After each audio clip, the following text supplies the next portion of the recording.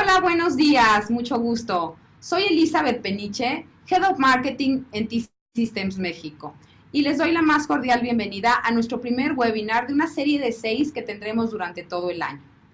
El día de hoy les vamos a hablar del impacto positivo de la nube híbrida para tu negocio o entidad pública.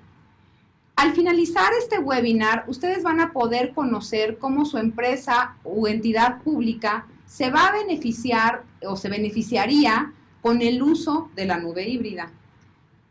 Hoy tendremos a 2 expertos en el tema.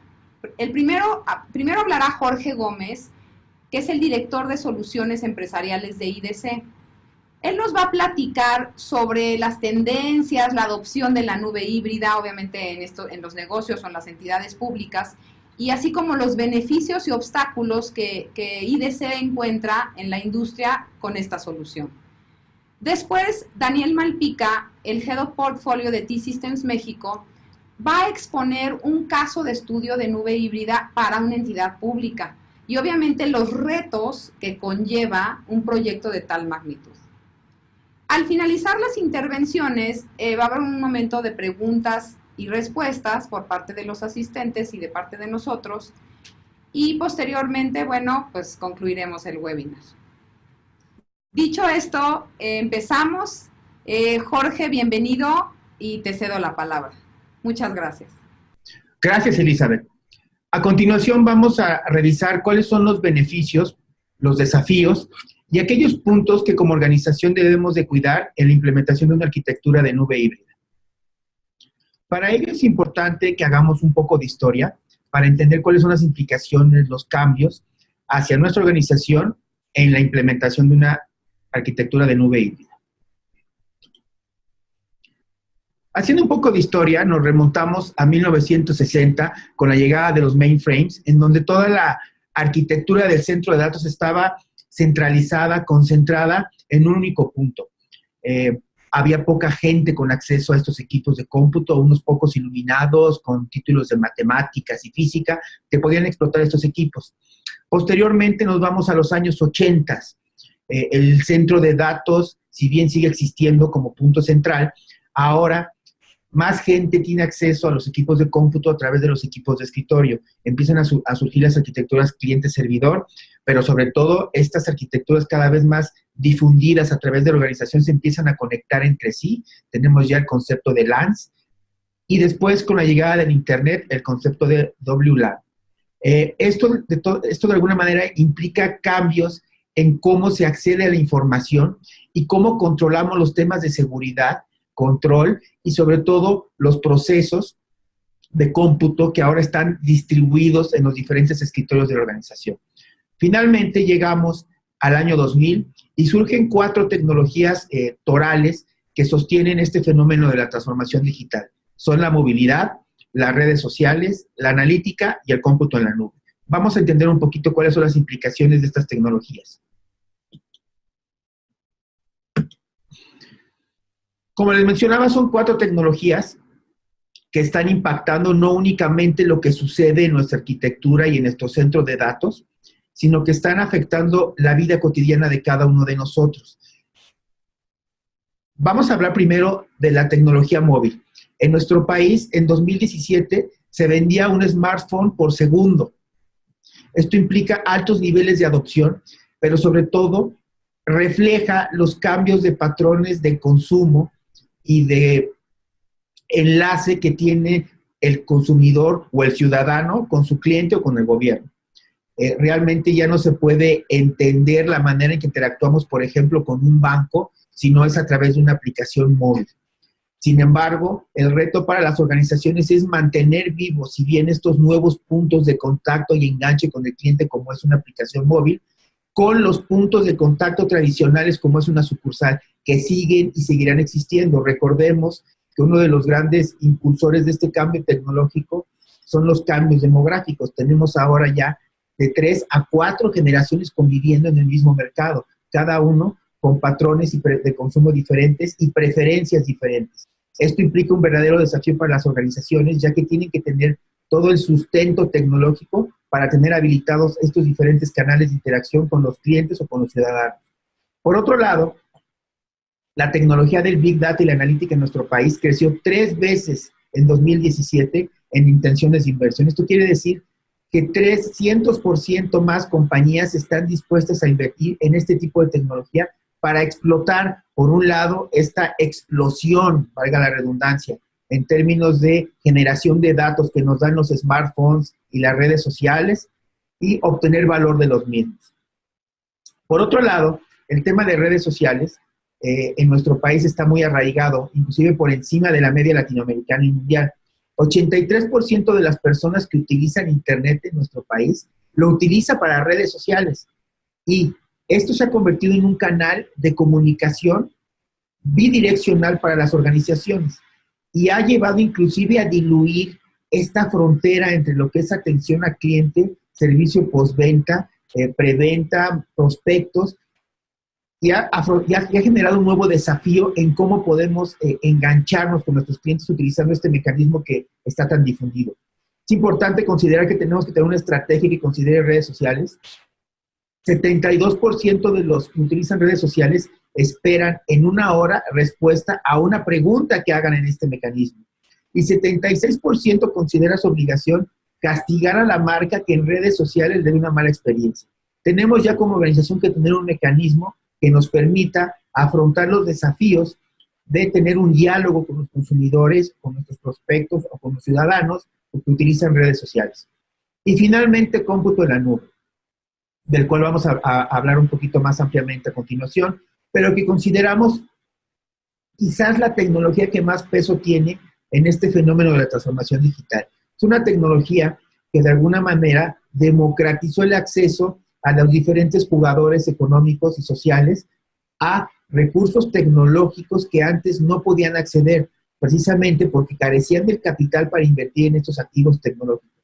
Hoy en día, cualquier compañía de pequeño y mediano tamaño, con una tarjeta de crédito, puede acceder a recursos tecnológicos a los cuales antes no podía tener acceso y que eran exclusivamente asequibles para las grandes organizaciones y gobiernos.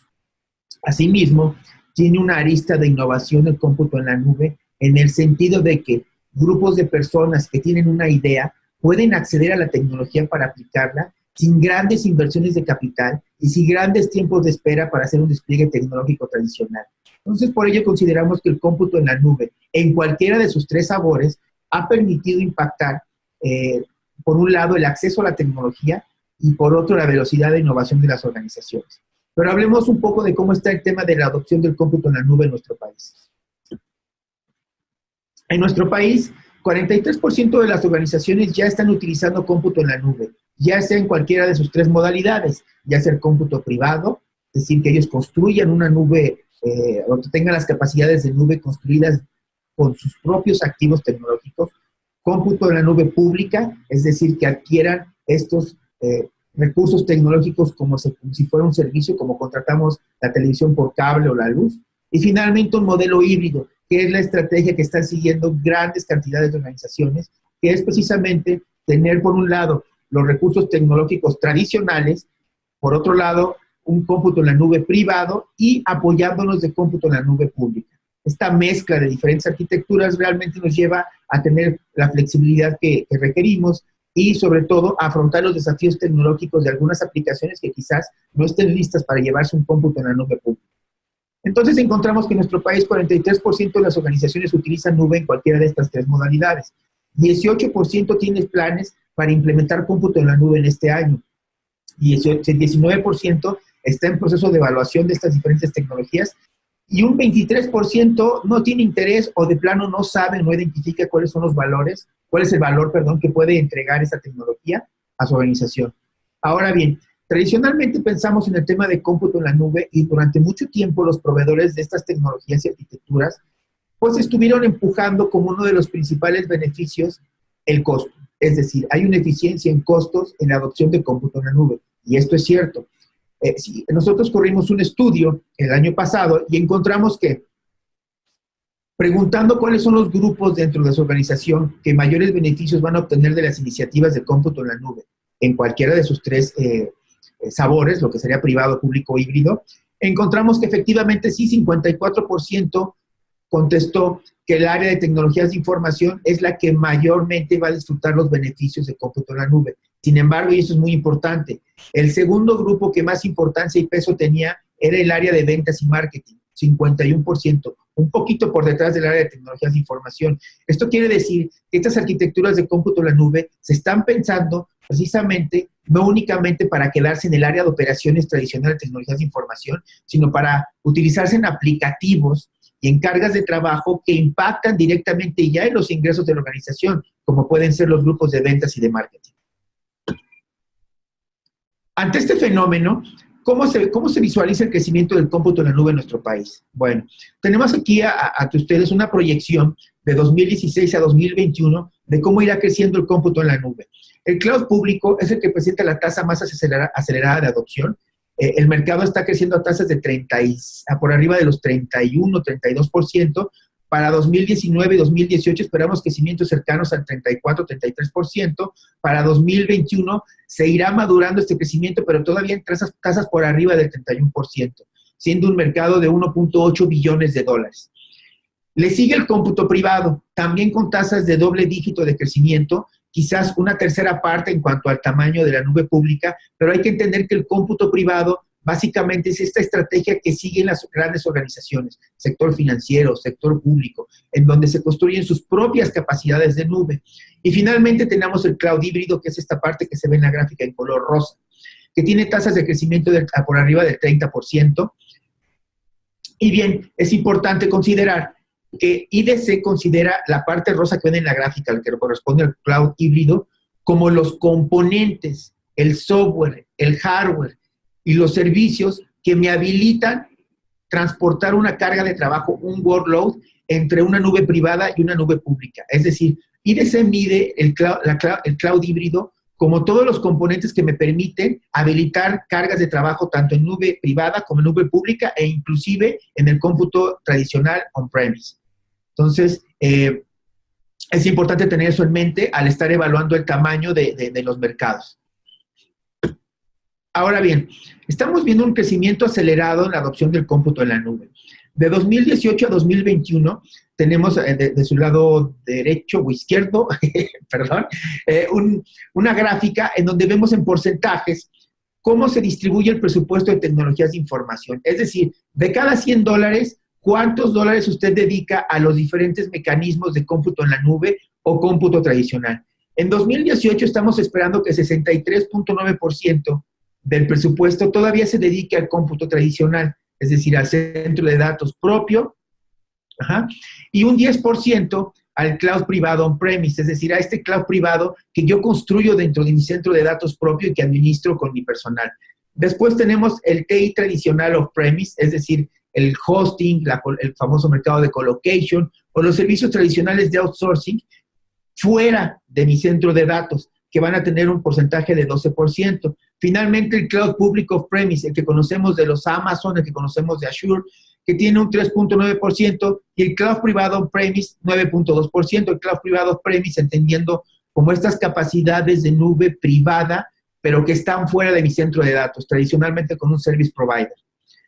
Finalmente, para 2021, ¿cómo esperamos que se distribuya el presupuesto de tecnologías de información? Poquito por arriba de la mitad, un 53% todavía en el TI tradicional, es decir, el centro de datos como lo conocemos, un 13% ya, es decir, 3 puntos por arriba de lo que veíamos en 2018, de cloud privado on-premise, un 14% en lo que serían los servicios tradicionales on-premise de TI, es decir, el outsourcing tradicional como lo conocemos, el hosting, el colocation. Luego tenemos el cloud público que crece 5 puntos, es de los que tiene la tasa más acelerada de crecimiento, con un 8.1%, y finalmente con un 10% manteniéndose muy estable de 2018 a 2021, el cloud privado on-premise, es decir, estas capacidades de nube privada que yo coloco con un proveedor de servicios.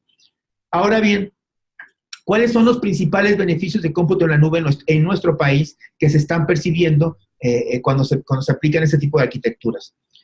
Número uno, sigue siendo un tema de eficiencia y reducción de costos el principal beneficio que se percibe, sobre todo por el trabajo y esfuerzo que han hecho los proveedores de tecnología en colocar este beneficio como el número uno. Sin embargo, 43% percibe como beneficio quizás uno de los que son las mayores ventajas del cómputo en la nube, ya sea privado, tradicional o público, que son la agilidad que da para las aplicaciones de negocio. Recordemos que estamos ante un cambio generacional en donde los tiempos de atención y de espera para obtener una recompensa, una respuesta, son muy cortos. Esto nos obliga a que todos estos mecanismos con los que nos enganchamos con nuestros clientes, una aplicación móvil, un kiosco, un cajero automático, pues requieran agilidad y velocidad en el despliegue de la información y de entrega de respuestas a nuestros clientes. Y el cómputo en la nube precisamente provee esta funcionalidad, ya sea sobre todo el cómputo híbrido, que es el mecanismo que vemos sobre todo de medianas y grandes corporaciones para obtener los beneficios de cómputo, ya que nos permite tener las ventajas de privacidad, seguridad y control que nos da el tener en nuestros propios activos de tecnología, pero por otro lado nos da la ventaja de desbordar estas cargas inesperadas de trabajo o quizás planeadas, aprovechando el tema de cómputo en la nube pública. Ahora bien, ¿cuáles son los desafíos del cómputo en la nube en México? Bueno, primero, encontramos que están empatados los temas de costos ocultos y orquestación de administración, es decir, cuestiones que no se visualizan cuando se arranca en un proyecto de cómputo en la nube. Y de estos dos puntos vamos a hablar más adelante. Finalmente, ¿cuál es el reto que tenemos en temas de administración de la nube? 17% de las compañías van a utilizar de 1 a 2 nubes, pero un 27% y un 25% respectivamente van a estar por arriba de 3 nubes, inclusive llegando en una tercera parte del mercado a utilizar 10 nubes o más. Esto ya nos pone en un desafío en términos de cómo administrar más de 3 o 4 nubes para la mayoría de las organizaciones, lo cual se complica inclusive en ambientes de cómputo híbrido, al estar jugando inclusive con 2 o 3 proveedores de cómputo público que están integrados a nuestra arquitectura de nube híbrida. Por ello es importante considerar 5 puntos clave. Primero, centros de excelencia. Y esto quiere decir que concentremos el conocimiento de estas nuevas arquitecturas que cambian la manera en que operamos nuestro centro de datos, tanto en la forma de procesos como en las tecnologías que se utilizan, y que esté involucrado los altos ejecutivos de la organización. Segundo, las métricas para medir si estos proyectos tienen éxito. Tienen que ir más allá de estamos ahorrando dinero. Tercero, la integración es muy importante, identificar cuáles son los nuevos puntos de integración entre la tecnología e inclusive el negocio para poder habilitar el cómputo de nube híbrida. El compromiso que tengamos entre proveedores y la organización. Este es un juego en donde los proveedores tienen que tener un rol muy importante en el desempeño de estos proyectos. Y finalmente, concentrar lo que conocemos de los proveedores para tener mejores negociaciones y definiciones de lo que esperamos de cada proveedor. Entonces, llegamos a una guía esencial de los 5 puntos que creo debemos de considerar en estos proyectos. Primero, les hablaba de crear un centro de excelencia en donde se concentren y compartan las habilidades y conocimientos en estas arquitecturas y tecnologías. Este centro de excelencia debe funcionar como un mediador entre clientes internos y proveedores, pero sobre todo incluir a nivel ejecutivo para hacer que las cosas sucedan. Sobre todo definir estándares e identificar ausencia de habilidades, tanto tecnológicas y de procesos, para poder contratarlas o entrenar a nuestro personal. Segundo, definir métricas de éxito. Es bien importante definir cuándo va a tener éxito el proyecto e irnos más allá de ahora hacemos las cosas más rápido o nos cuestan menos, sino ligarlas a métricas de negocio, velocidad de despliegue en sucursales, por ejemplo, cómo se han reducido las ventas perdidas de gente que abandona nuestro website por lentitud. Estas métricas deben estar consensuadas no únicamente con el negocio, sino también con los proveedores que nos están apoyando en este tipo de proyectos. Tercero, identificar puntos de integración. Aquí estamos hablando de identificar esos costos ocultos que a simple vista no aparecen cuando se hace un despliegue de esta tecnología. Y sobre todo el tema de APIs nuevas. Muy importante considerar que ahora los puntos de integración van a ser de software sobre todo. Cuarto, identificar jugadores sin compromiso y compromisos. ¿Cuáles son los compromisos que tienen los proveedores con nuestra organización? De manera que se reflejen en los contratos, pero sobre todo que haya un entendimiento de cultura de este proveedor con nuestra organización. Van a estar mano con mano precisamente en la implementación de estas arquitecturas. Y finalmente centralizar, pero sobre todo compartir las experiencias y conocimientos técnicos, administrativos inclusive, cómo nos facturan nuestros proveedores para poder aprovechar economías de escala y poder generar contratos que beneficien a ambas partes y sobre todo seleccionar adecuadamente a los proveedores. Con esta frase me gustaría cerrar ya esta exposición, que es: la nube es para todos, pero no para todo. Hay que considerar muy bien, sobre todo, cuáles son los workloads que vamos a manejar en temas de nube y, sobre todo, entender y apoyarnos de un proveedor y escuchar al proveedor que tiene, sobre todo, más experiencia y conocimiento en este tipo de proyectos. Con esto me despido, espero haya sido de utilidad esta presentación y estos puntos, y al final vamos a tener un pequeño espacio para preguntas y respuestas donde con gusto voy a atender a todas sus dudas. Gracias.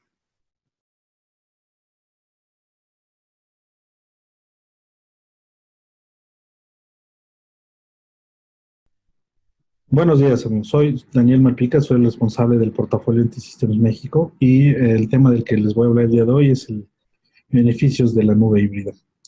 En los últimos años, en la transformación que ha sufrido la parte de tecnologías de información, las tendencias que nos han comentado Jorge en su presentación, está claramente mostrado. En este camino han madurado mucho más rápido que otras algunas soluciones y los requerimientos también se han ido adaptando a las necesidades del negocio y han surgido diferentes plataformas de infraestructura como servicio, plataforma como servicio, software como servicio, con diferentes niveles de madurez, con diferentes requerimientos, con diferentes velocidades de adopción.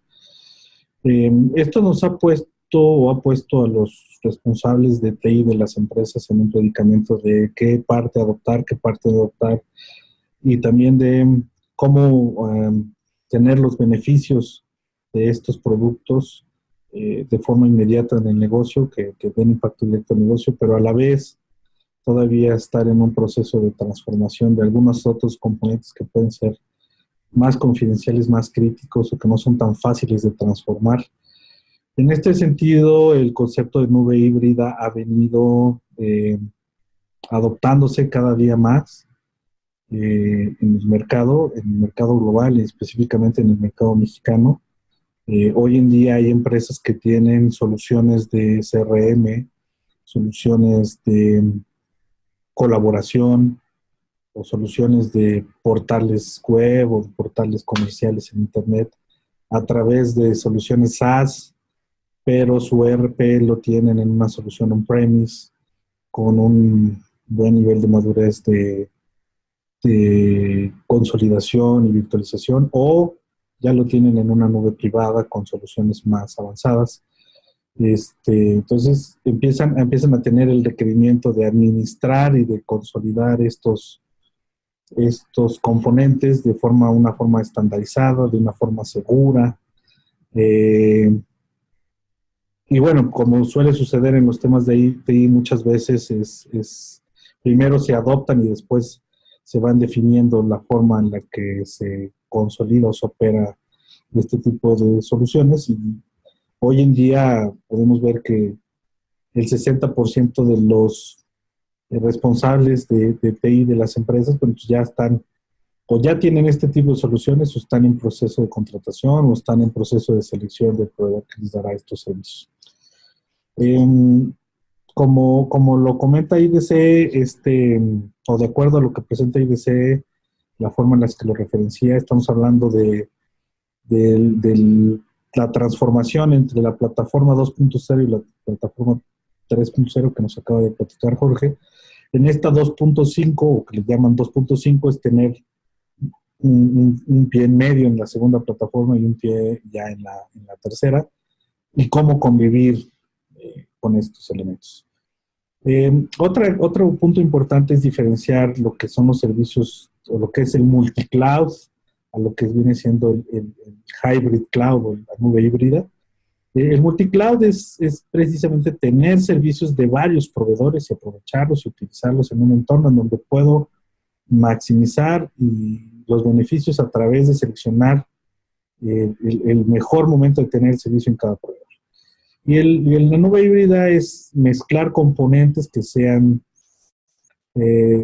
software as a service con nubes públicas que pueden ser IaaS o puedan ser platforms as a service, con servicios que pueden ser nubes privadas como lo que es Microsoft Azure Stack o las soluciones de VMware o las soluciones de Red Hat o de alguna otra solución que pudiera estar on-premise o en un data center con condiciones que la denominen nube privada.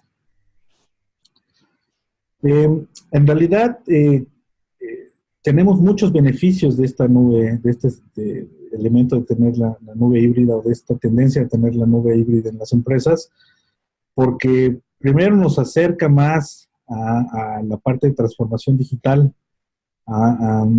amén de que nos ayuda a reducir los costos, a tener más flexibilidad, a tener algo que requieren mucho hoy los nuevos negocios es esa agilidad de poder implementar rápido, de poder llevar al cliente los servicios de una forma ágil.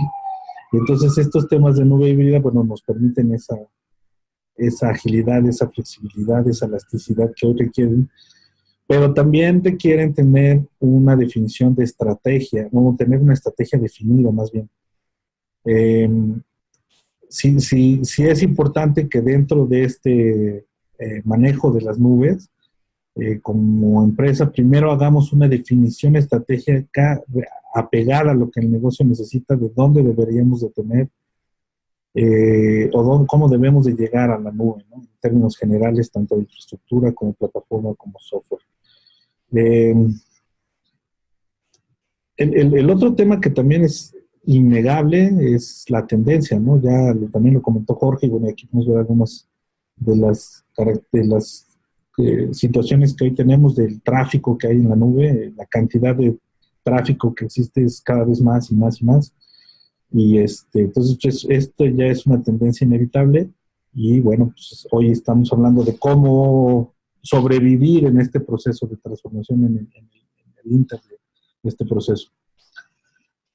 El otro punto importante es saber cuáles son los componentes que debe de tener o que normalmente tiene una nube híbrida, que nos va a ayudar a poner un poco de orden en este tema o en esta definición de estrategia, que es obviamente soluciones que son nube pública, infraestructura como servicio o algunas otras plataformas que los principales proveedores como Azure, como Amazon, como Google pueden ya proveer en la nube pública y que pueden darnos beneficios inmediatos.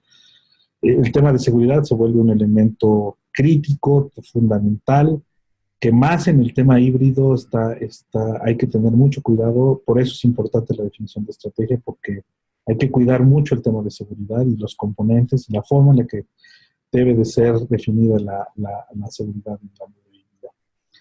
La otra parte importante es la transformación de las aplicaciones.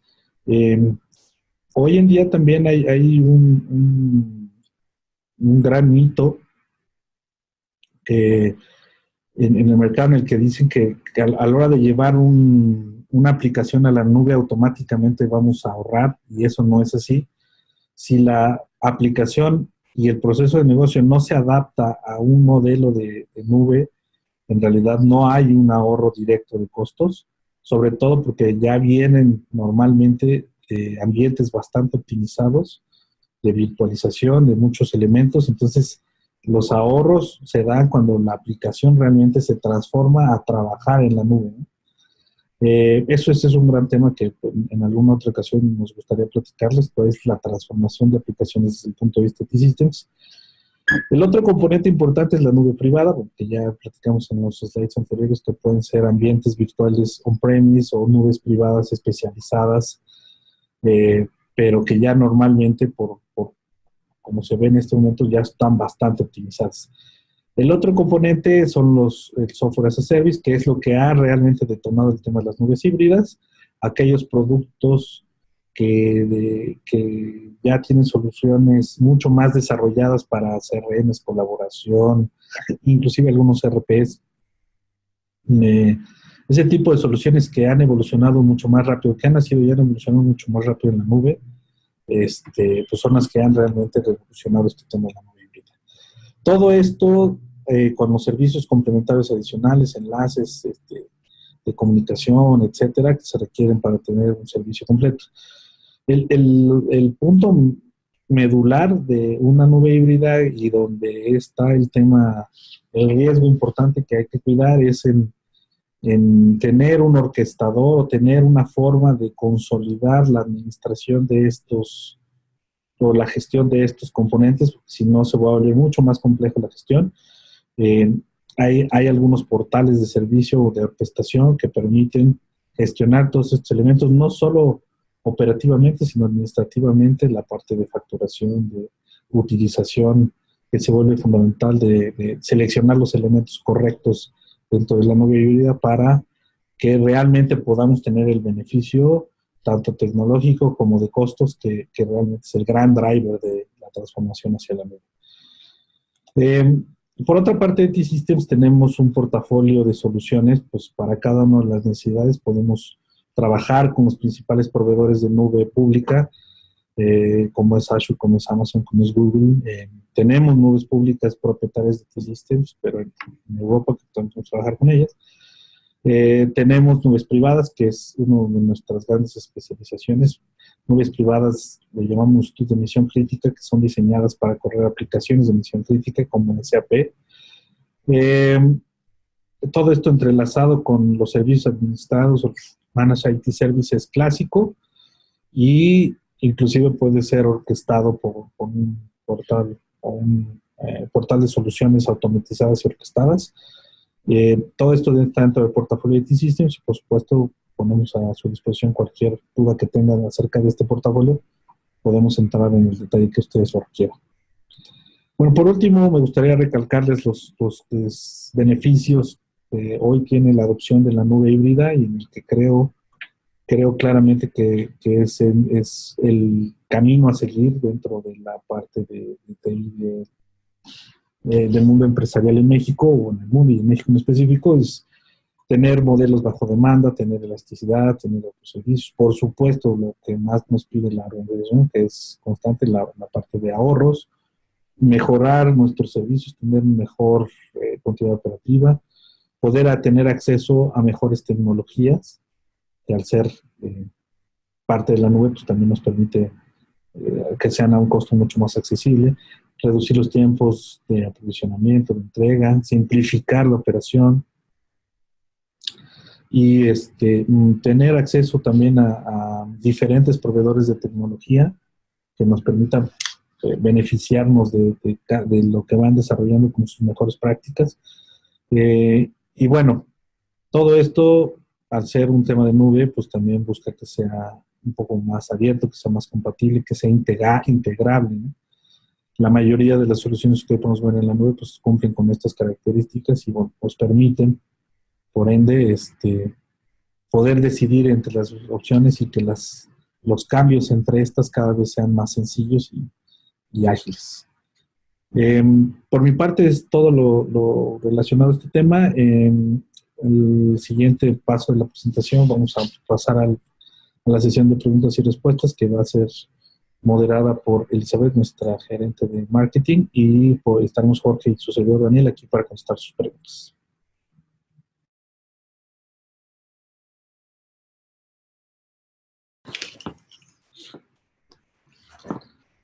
Bueno, pues muchísimas gracias, Jorge y Daniel, muchísimas gracias por su presentación. Ahora empezamos con la sesión de preguntas y respuestas. Tenemos ya varias, ¿no? Si quieren hacernos sus preguntas, con muchísimo gusto estamos aquí para responderlas. La idea es que ustedes,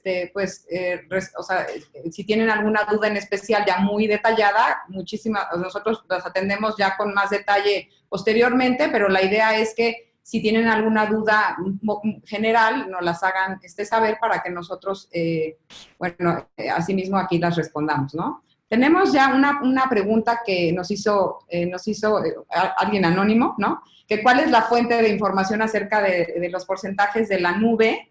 Y bueno, Jorge les puede decir cuál es la fuente de información. Todos los datos que compartí en la presentación forman parte del acervo de estudios de IDC y son correspondientes a México. Entonces, toda la información que vertimos es de México y forma parte de los estudios que hacemos en IDC desde hace ya 17 años aquí en México. Perfecto, Jorge, muchas gracias. Tenemos otra pregunta. Nos dicen que si tenemos acceso a la grabación de la sesión. Por supuesto que sí. De hecho, al terminar la sesión les vamos a compartir las presentaciones, ¿no? Para que ustedes las tengan y también estamos a sus órdenes, ¿no? Y entonces hay otra pregunta, ¿no? ¿Cuál ha sido para ustedes su mayor reto para la interconexión entre las nubes públicas y privadas? Dani, ¿nos puedes ayudar? El mayor reto está en que sean tecnologías open source o compatibles. Como lo me comentó Jorge en su presentación, ahora todo se trata de conectar a través de software, de los famosos APIs o APIs. Entonces, el gran reto está en utilizar tecnologías que estén trabajando bajo metodologías open source, que por ende están desarrollando APIs que permiten interconexión entre diferentes plataformas.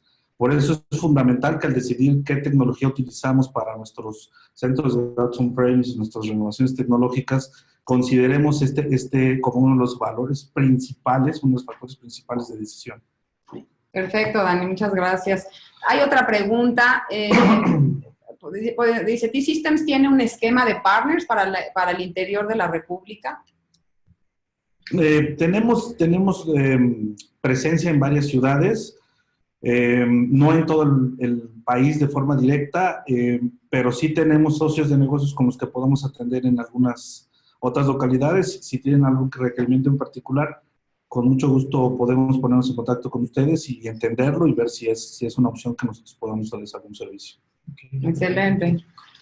Ahorita hay una pregunta en Facebook, ahorita respondemos. ¿Podrían, por favor, dar un ejemplo de solución y fabricante de orquestador de nube híbrida? ¿Podrían dar, por favor, un ejemplo de solución y fabricante de orquestador de nube híbrida? Sí, hay diferentes soluciones. VMware tiene una solución muy completa. También la tiene Cisco con componentes con VMware. Red Hat es una de las soluciones que también maneja más estándares de open source. Son, yo creo, desde mi punto de vista, las principales 3 que hay en el mercado. Las 2 primeras tienen mucha compatibilidad con lo que hoy está sucediendo. La mayoría de las empresas tienen ambientes en VMware. Entonces, por ende, es fácil conectarlos. Pero Red Hat, desde mi perspectiva y en el análisis que hemos hecho en T-Systems, es la que tiene más adopción de tecnologías open source. Son uno de los principales promovedores del open source. Entonces, es también una tecnología bastante utilizable. Perfecto, muchas gracias. Hay una pregunta en Facebook que quiero, ¿cuáles son las empresas que cuentan con nube híbrida? Si sabemos. Pues sí, hoy en día la mayoría de las empresas tienen soluciones de nube híbrida. Por ejemplo, hay muchísimas empresas que hoy están en Office 365 de Microsoft, con todos sus temas de colaboración.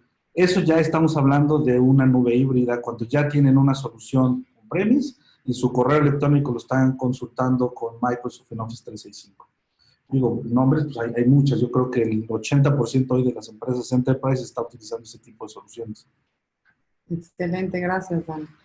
Acá hay otra pregunta de Carlos Herrera. Dice, ¿cómo ven el tema de comunicaciones? El asegurar la comunicación hoy se ha vuelto primordial. La redundancia con carriers es costoso. Bueno, primero el tema de seguridad es yo creo que el fundamento más importante a revisar, aparte de la estrategia per se. Todos los componentes del TAT, todos los componentes que estén conectados a una nube pública tienen que estar encriptados o tienen que llevar un nivel de seguridad predefinido. Y tiene que ser parte de la estrategia, la definición de la seguridad. Ese es un elemento fundamental.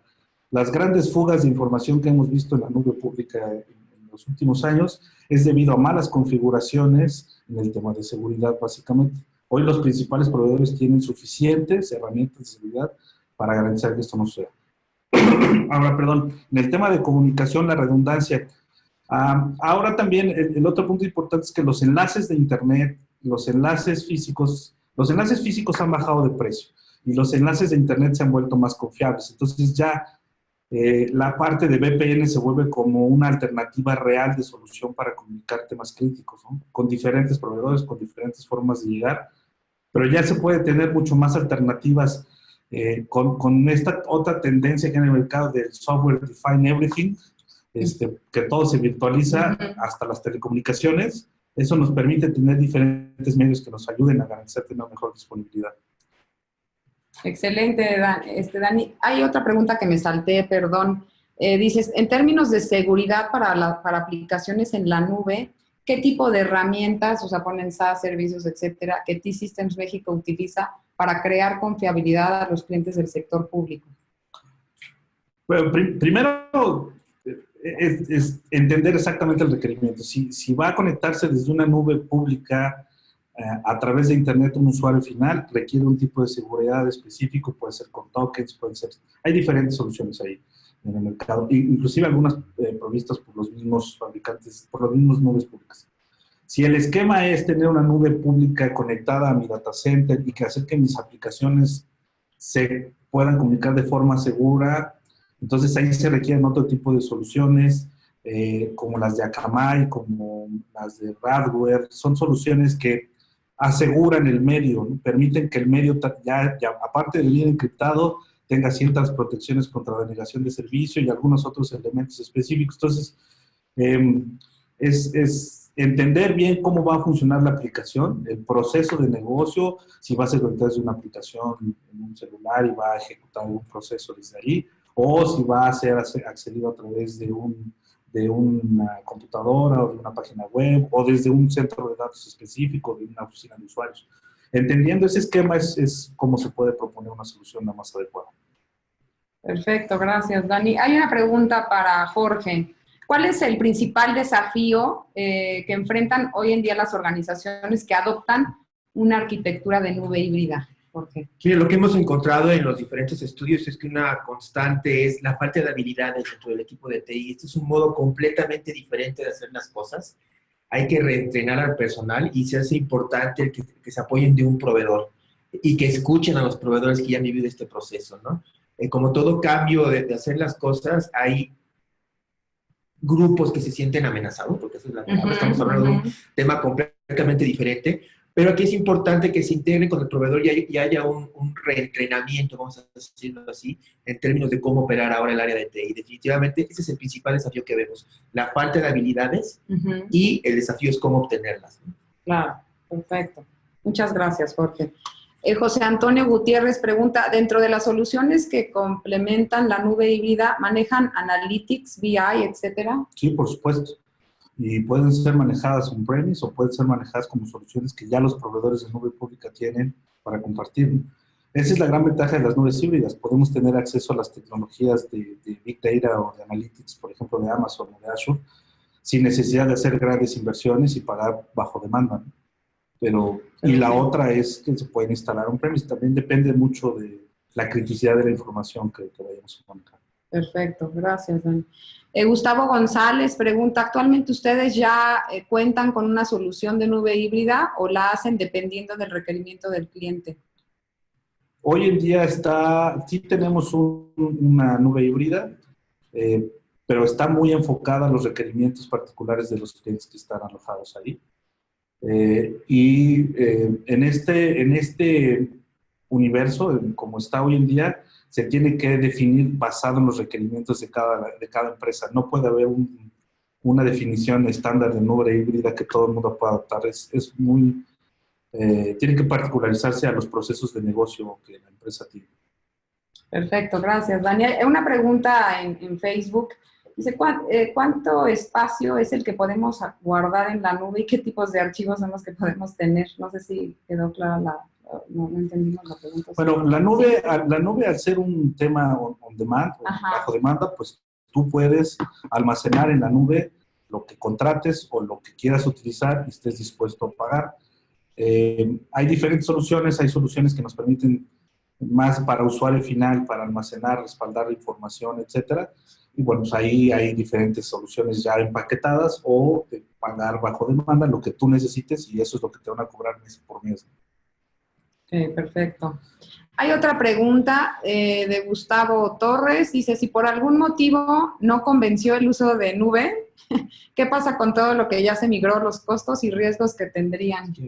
Sí. Mira, hay un tema del que se habla poco. Nosotros estimamos que para 2021, por lo menos entre 30 y 50% de las compañías van a regresar una carga de nube. Eso es importante, una carga de nube a on-premise o a nube privada. ¿Vale? Okay. Es muy importante que desde el principio se esté pensando en un plan de si fallan las cosas. ¿Okay? Se debe determinar en el contrato cuáles son las acciones a tomar en caso de que no se estén cumpliendo las métricas, es decir, cuál es el plan de migración, quién va a verificar que los datos que se guardaron en la nube se van a borrar, sobre todo en el caso de nube pública, ¿no? Claro. ¿Qué va a pasar si el servicio a lo mejor no es por una falla en expectativas del proveedor de nube pública, sino a lo mejor quiebra o lo compra otra compañía con la cual no queremos tener alguna relación? Entonces, sí es importante tener todas las consideraciones antes de arrancar el proyecto y hay muchas cuestiones técnicas que revisar una vez que se decide extraer una carga de la nube pública y regresarla a un cómputo tradicional, por ejemplo, ¿no? Okay. Yo añadiría ahí que si ustedes están pensando en ir a un tema de nube, la mejor forma de empezar es hacer un análisis de qué estrategia deben de seguir en la nube. No suban cosas a la nube por moda. Eso no va a funcionar y va a hacer que suceda ese tipo de casos donde se tienen que regresar porque no van a tener los beneficios que esperan. No va a bajar de costo, no va a ser más rápido, no va a tener más disponibilidad si no hacen un diseño de estrategia de nube adecuado que después los va a llevar a una transformación de aplicaciones. Si realmente siguen esta parte de digitalización a través de una definición estratégica, yo les puedo asegurar que va a ser muy poco probable que se bajen ya de la nube pública. Es muy seguro que se queden en la nube pública. Lo que sí van a poder hacer es mover cargas entre diferentes proveedores teniendo los mejores beneficios. Si este mes está más barato el de al lado, pues me cambio el de al lado, ¿no? Y si el mes que sigue el otro tiene promoción de 2x1, pues me voy al 2x1. Pero si yo ya definí bien mi estrategia y hice esa transformación, voy a poder tener esa flexibilidad, ¿no? Perfecto. Gustavo dice, en el contrato debemos definir entonces ese esquema de retorno y declarar que es viable que el cliente requiera cambiar de proveedor, que eso todo sea transparente, pues... Sí, definitivamente. Definitivamente eso es una mejor práctica, ¿eh? Algo que no se hace, y es bien importante, normalmente se meten a los abogados cuando ya se escogió al proveedor y ya cuando prácticamente el contrato se va a firmar. La parte legal tiene que jugar desde el principio. En el sentido de establecer cuáles son las métricas también que van a proteger desde un punto de vista contractual a nosotros como clientes cuando estemos arrancando un tipo de este proceso. Y efectivamente, la mayoría de los temas que nosotros vemos de regresarse a un cómputo on-premise es porque van a seleccionar otro proveedor. Claro. Es decir, no porque no hayan visto el beneficio de la nube, pero efectivamente temas de pricing, por ejemplo, tratar de establecer los pricing hacia adelante de manera que haya certidumbre en esta parte de temas. Cuáles son las métricas y cómo vamos a dirimir diferencias, si estamos fallando nosotros de nuestro lado o el proveedor en su centro de datos. Entonces, todos esos puntos hay que revisarlos desde el principio, desde antes de arrancar un proyecto. Como bien comentaba Daniel, en la medida en que hagamos un ejercicio de planeación bien estructurado y bien definido de qué estamos esperando del cómputo en la nube, es decir, no movernos por una moda, sino cuál es la razón de negocio por la que nos vamos a mover a un tema de nube, pues en esa manera vamos a reducir de manera importante pues, los riesgos, ¿no? Y estas necesidades de aplicar estas protecciones contractuales que se tienen que hacer desde el principio, ¿no? Excelente, Jorge. Sí, y además cambia mucho el modelo.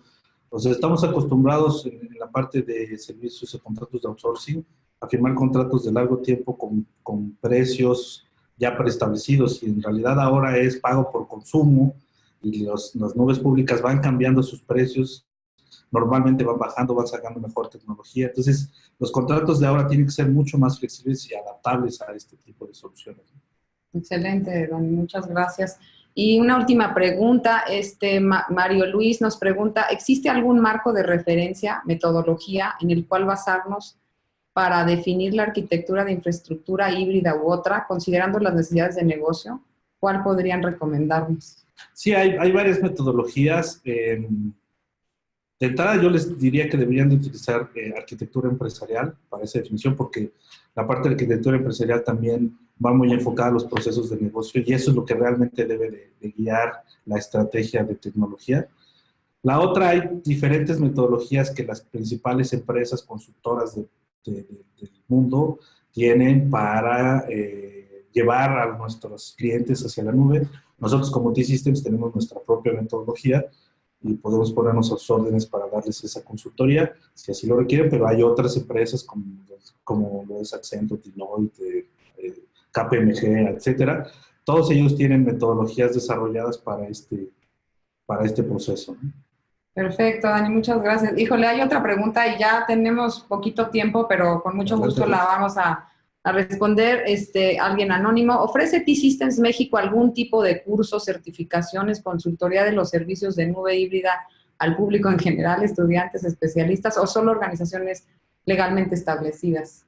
No tenemos cursos específicos, tenemos consultorías de implementación de nube, de Journey to the Cloud, le llamamos nosotros, y sí tendrían que acercarse con nosotros para poder definir si somos el canal adecuado, o en su caso podemos recomendarles algunas instituciones que tienen cursos muy específicos de metodología de nube, que a lo mejor es más lo que están requiriendo. Es lo que estaban preguntando.